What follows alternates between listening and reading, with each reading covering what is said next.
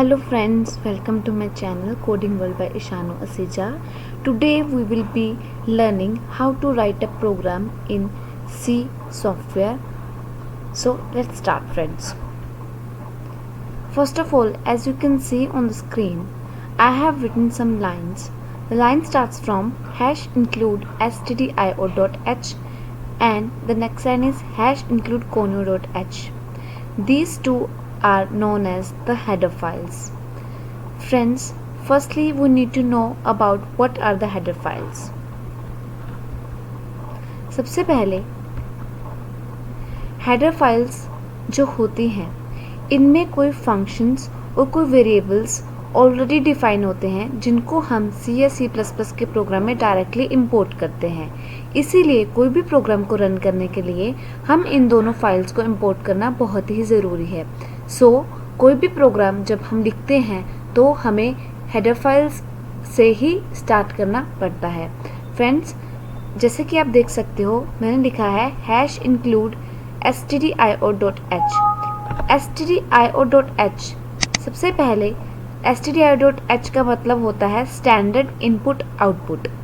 ये इसकी full form है। .h जो है वो हेडर फाइल की एक्सटेंशन है और जो हैश है it is a pre progressive director and include is a word.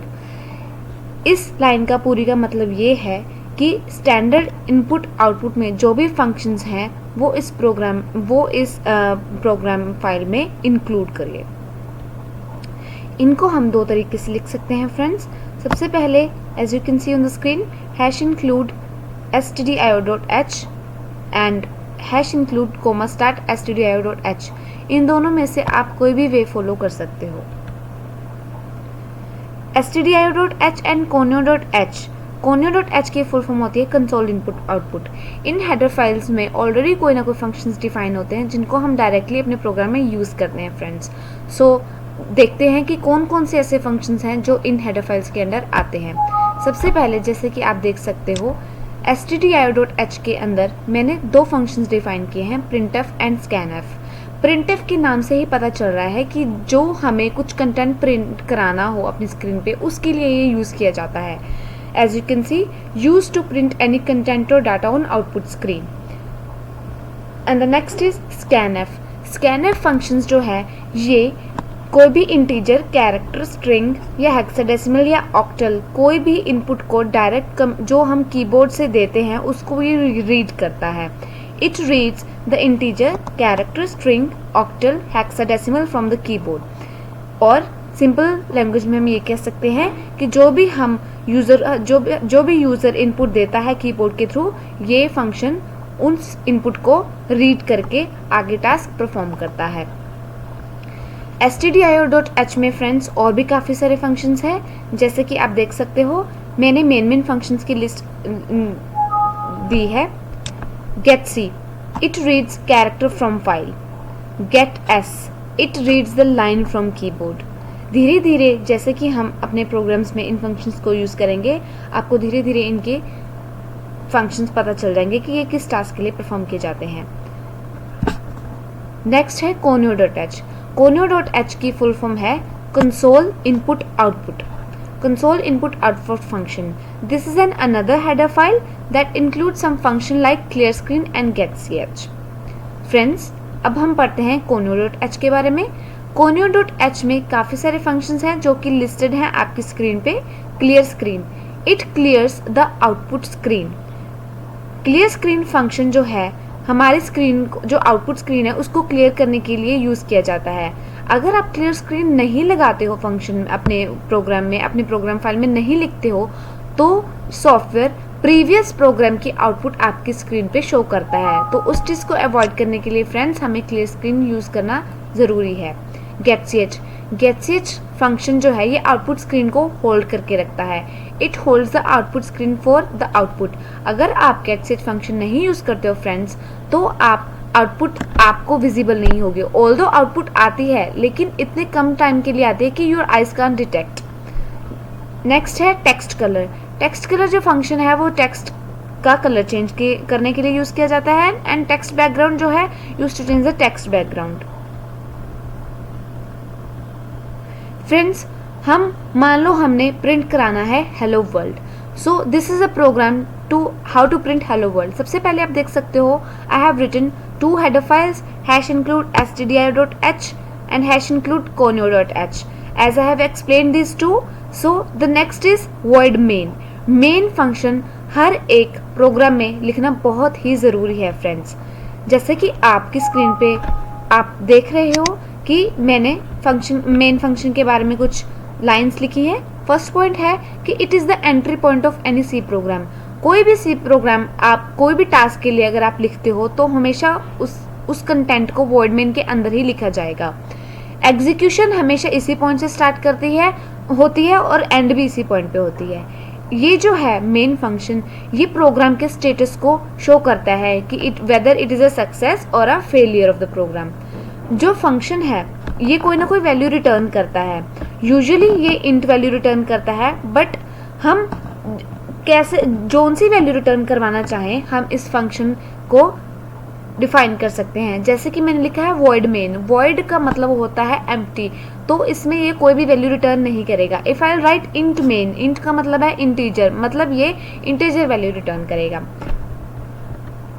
Friends जैसे कि आप देख रहे हो मैंने वॉइड मेन को लिखा, उसके बाद आई हैव अप्लाइड 2 करली ब्रेसेस। जो भी हम कंटेंट पूरा लिखेंगे वो सारा का सारा इन करली ब्रैकेट्स के अंदर ही लिखा जाएगा।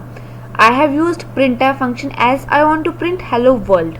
So I will write printf bracket start comma start double quote start. I will write the content which I want to print on the output screen as I want to print the out hello world. So I have written hello world here, quotes close, bracket close and semicolon. Semicolon is in a sign of termination. It means the statement ends here. So after that I have write getch. As I have told you, getch is used to hold the output screen.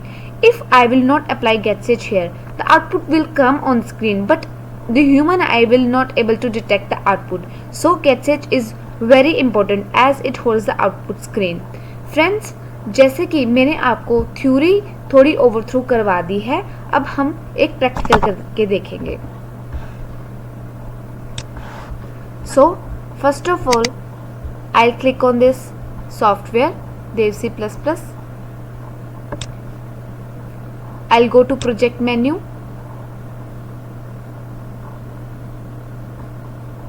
file menu, new project, after that console application, okay। Zone से भी नाम से आप save करना चाहते हो आप save कर सकते हो, मैंने प्रोजेक्ट से ही किया है। जैसे कि आप देख सकते हो फ्रेंड्स, फर्स्ट लाइन में they have written hash include iostream. Iostream is basically a header file for C++. So I will override this by stdio.h and hash include conio.h. After that friends, you can see they have used int main.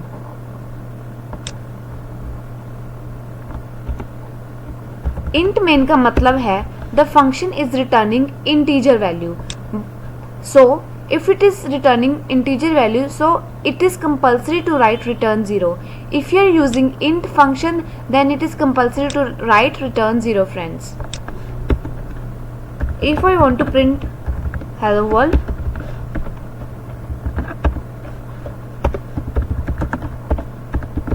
friends, I have written, as you can see, in Dev C++ software, we need not to write getch. If you are using Turbo C or C++ software, then it is compulsory to write getch.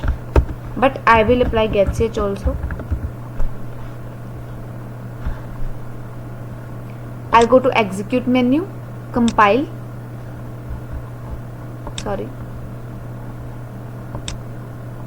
Firstly, I need to save this file.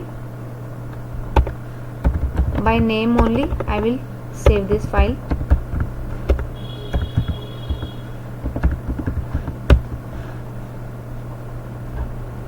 Execute, compile and run. By F11 you can directly compile and run. As you can see friends, the output is here, hello world. The content which we want to print is here in the output screen. Clear friends? Thank you so much. I hope you like the video. For further videos, please be in contact. Please do not forget to watch the videos and press like, share and subscribe button. Thank you so much.